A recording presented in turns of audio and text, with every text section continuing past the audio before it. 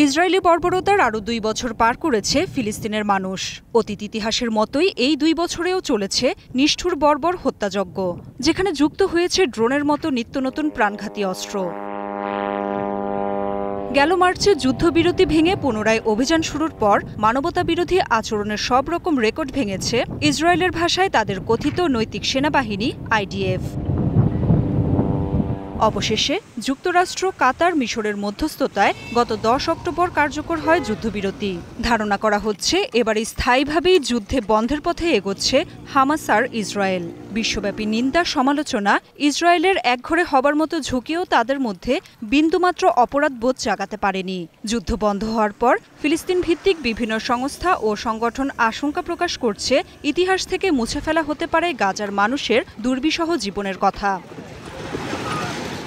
মানবাধিকার কর্মীরা বলছেন, বিশ্ববাসীর কখনোই গাজার মানুষের ভোগান্তির কথা ভুলে যাওয়া উচিত নয়, কারণ এটি ইসরায়েল ও তার মিত্রদের দ্বিচারিতা, বিশ্বের সবচেয়ে নৈতিক সেনাবাহিনী খ্যাত IDF-এর একের পর এক যুদ্ধাপরাধের প্রমাণ। বিশ্লেষকদের মতে গাজা যুদ্ধ বিশ্ব রাজনীতির বাঁক বদলে দেয়া একটি ঘটনা। গাজায় গণহত্যার বিশ্লেষণে বিশ্ববাসীর কাছে উন্মোচিত হয়ে গেছে বিশ্বের অনেক দ্বিচারিতার মুখোশ। গেল ২ বছরের নৃশংসতা বহু দেশকে গাজা ইসরায়েল ইস্যুতে নিজেদের বহু দশকের পুরনো অবস্থান বদলাতে বাধ্য করেছে।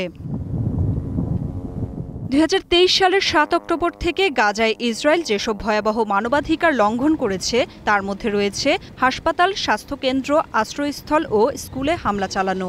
এছাড়া বেসামরিক নাগরিকরা ভেতরে আছে জেনেও আবাসিক ভবনের উপর বোমা হামলা, সীমান্ত বন্ধ করে কৃত্রিম দুর্ভিক্ষ তৈরি করা, এমনকি চিকিৎসা সামগ্রীও ঢুকতে না দেয়া।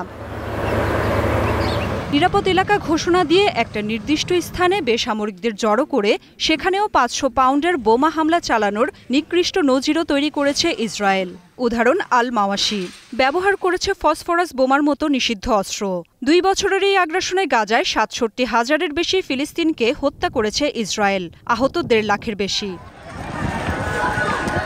ইসরায়েলের যুদ্ধাপরাধের বিচারের আশা আর কেউই করে না, কিন্তু গাজার ভয়ঙ্কর ২টি বছরের লড়াই যাতে বিশ্ব ভুলে না যায় সেটি ফিলিস্তিনিদের চাওয়া। ফিলিস্তিনিরা বলছেন, এই গণহত্যার স্মৃতি কখনোই তারা ইতিহাস থেকে মুছতে দেবে না।